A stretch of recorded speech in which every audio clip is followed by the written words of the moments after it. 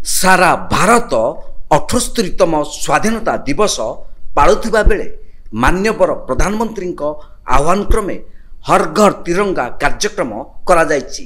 एने कोणार्क विज्ञापित अंचल परिषद तथा एनएसी पक्षरु स्वाधीनता दिवस महा आडंबर रे पालन करा जायछि। कोणार्क विज्ञापित अंचल परिषदर 13 वार्ड समस्त स्कूल कॉलेज छात्र छात्री सह बुद्धिजीवी स्वाधीनता संग्रामी माने उपस्थित रे काकटपुर विधायक तुषारकांति बेहेरा मुख्य अतिथि भाव जोगदे पताका उत्तोलन करथिले। छात्र छात्री द्वारा प्यारेड कार्यक्रम आरंभ पर विभिन्न स्कूल छात्र छात्री मानक द्वारा सांस्कृतिक कार्यक्रम करा जायतिला। शेषे कोणार्क भगवती विद्यालय पुरातन शिक्षक स्वाधीनता संग्रामी मानक सह विभिन्न वर्गर सफल प्रतियोगी मानक सम्मानित करा जायतिला।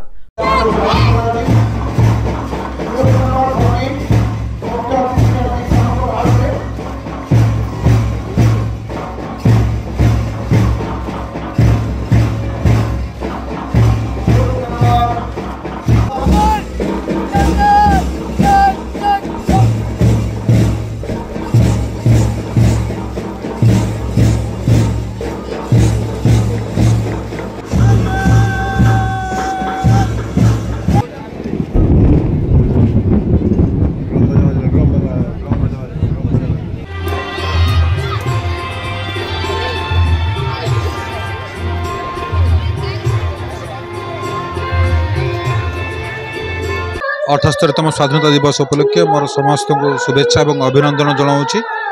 आज दिन में 77 वर्ष पूर्वे आम समस्ते स्वाधीन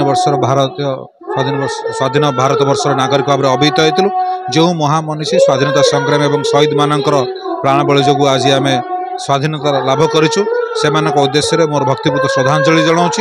एवं आज नुआ पीढ़ी जो युवक युवती और कुनि कुनि पिला माने एटे कोणार्क एनएसी रे एठी समवेत होइछन्ति स्वाधीनता दिवस पालन उपलक्षे।